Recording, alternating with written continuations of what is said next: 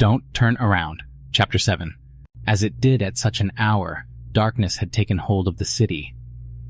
Aika had just wrapped up another session at cram school, but she had stayed longer than usual on this day going over notes with classmates. On the walk home, she decided it would be a good idea to call her mother and tell her that she would be home late. "Mom, why won't you pick up?" asked Aika as she received nothing more than numerous rings from her home phone. "You're so lazy." The ringing then came to a sudden halt as Aika lost reception on her cell phone. Lifting her phone into the air, Aika tried in vain to regain a signal. "Stupid phone, just when I need you the most, you go out on me." On Aika's walks home, there was usually some amount of activity going on. But being out much later than usual, there was nary another soul to be found.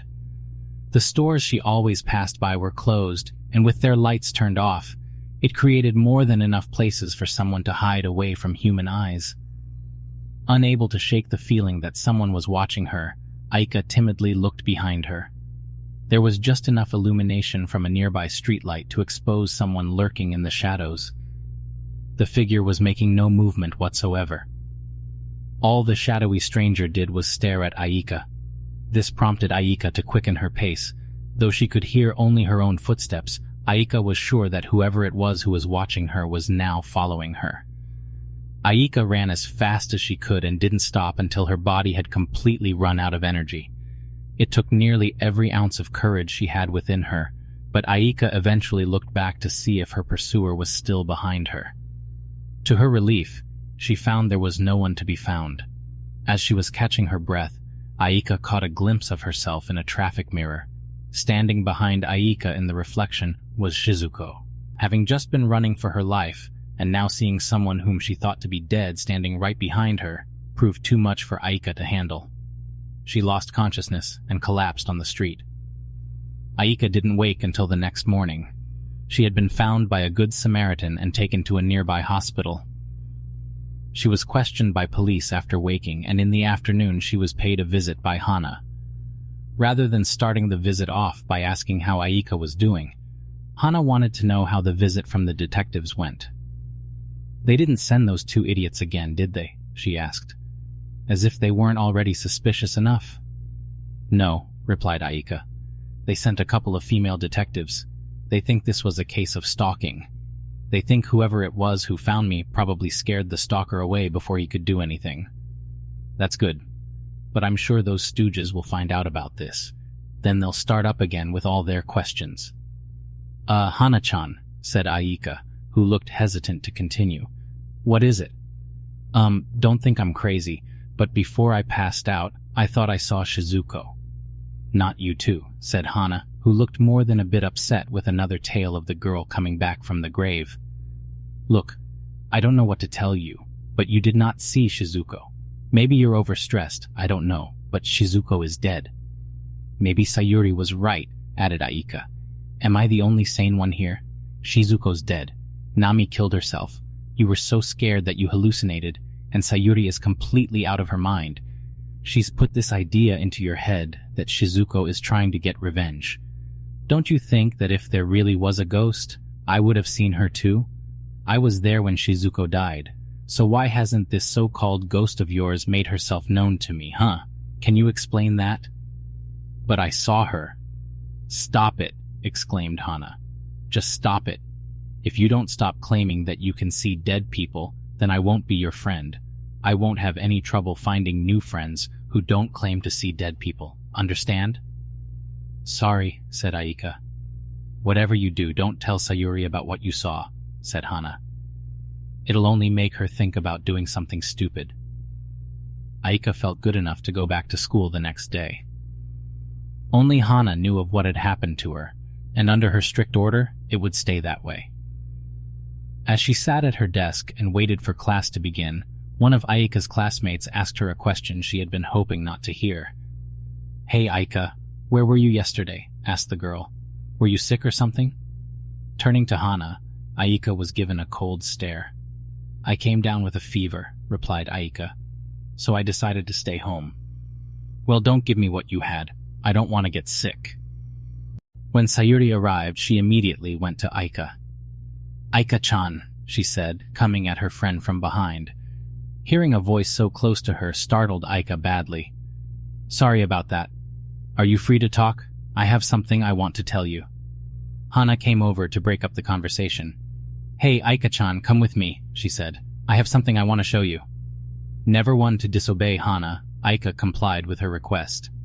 "Sorry, Sayuri-chan," she said. "I'm a little busy right now. Maybe we'll talk later." Going only as far as the hallway, Hana told Aika what was on her mind. "I don't think we should be friends with Sayuri anymore," she said. "She's just not the same person she used to be. We shouldn't have any more contact with her." Aika was able to look through the doorway at Sayuri. She was seated at her desk and looked like she didn't have a friend in the world. "But Sayuri's our friend." "No, she used to be our friend. Understand?" Yeah," replied Aika. She then took another peek at Sayuri, and when she did, she found Shizuko standing behind her. Aika's eyes began to bulge. "Don't feel too bad for her," said Hana, who was oblivious to Aika's horror. "She'll find new friends. As for us, I think we should start hanging out with some of the girls on the swim team. I hear lots of their fathers own businesses." Shizuko reached her hand slowly toward Sayuri's shoulder. "Sayuri-chan," exclaimed Aika, capturing not only Sayuri's attention but the attention of everyone in the classroom as well as in the hall. As if she had never been there, Shizuko was nowhere to be found. "What's wrong with you?" asked Hana, pulling Aika away from the door so that Sayuri could no longer see her. She then forcefully led her to an unpopulated area of the hallway. "Why did you do that? Do you still want to be friends with her, is that it? You would choose her over me? After all that I've done for you? It's because of me that we're still free. Don't you ever forget that. Do you understand me?" "But no more discussing this," said Hana. "Don't you see that she's a bad influence? She's putting all these ideas in your head. Look at yourself. You look like you're crazy.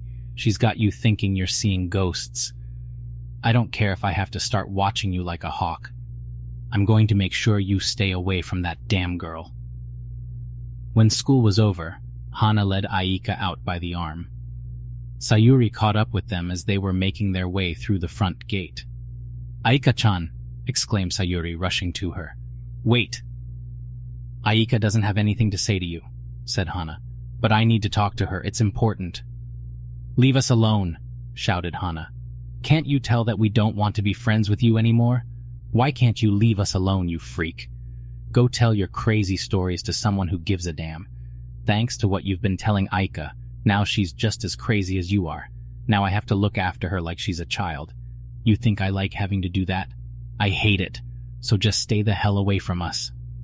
And with that, Hana angrily led Aika off the school grounds. As the two were leaving, Aika looked back at Sayuri. The look on her face made her look as if she desperately wanted Sayuri's help. When Hana and Aika made it downtown, Hana let go of her friend and turned her back on her. "Look, about what I said back there," said Hana. "I didn't mean it. I was just mad. I didn't mean to say those things about you." "It's okay," replied Aika. "The truth is, I don't think of you as a burden at all. You're my closest friend. I never felt this way about Nami, and I never felt this way about Sayuri either. I need you, Aika-chan. If anything were to happen to you, then how would I explain to the police? 2 of their prime suspects dying. How guilty would that make me look?" Hana's false sentiment had fallen upon deaf ears, as Aika's full attention had been captured by something else. Through a nearby store window, she could see Shizuko watching her. In the blink of an eye, Shizuko had gone from being behind the store window to being directly behind Hana. In the blink of another, Shizuko was gone.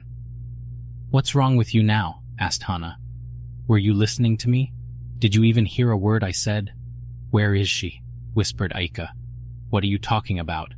Before Hana knew it, Shizuko was standing directly behind Aika. "You," whispered Hana, her eyes bulging and her heart pounding like mad. "Hey, Aika-chan," said Shizuko. "Don't turn around." And with that, she placed her hand on Aika's shoulder. When Aika began her turn, she realized she had backed into the road. By then, it was far too late for her to get out of the way of the speeding truck barreling toward her. Thank you for listening. Stay tuned for the Chapter 8.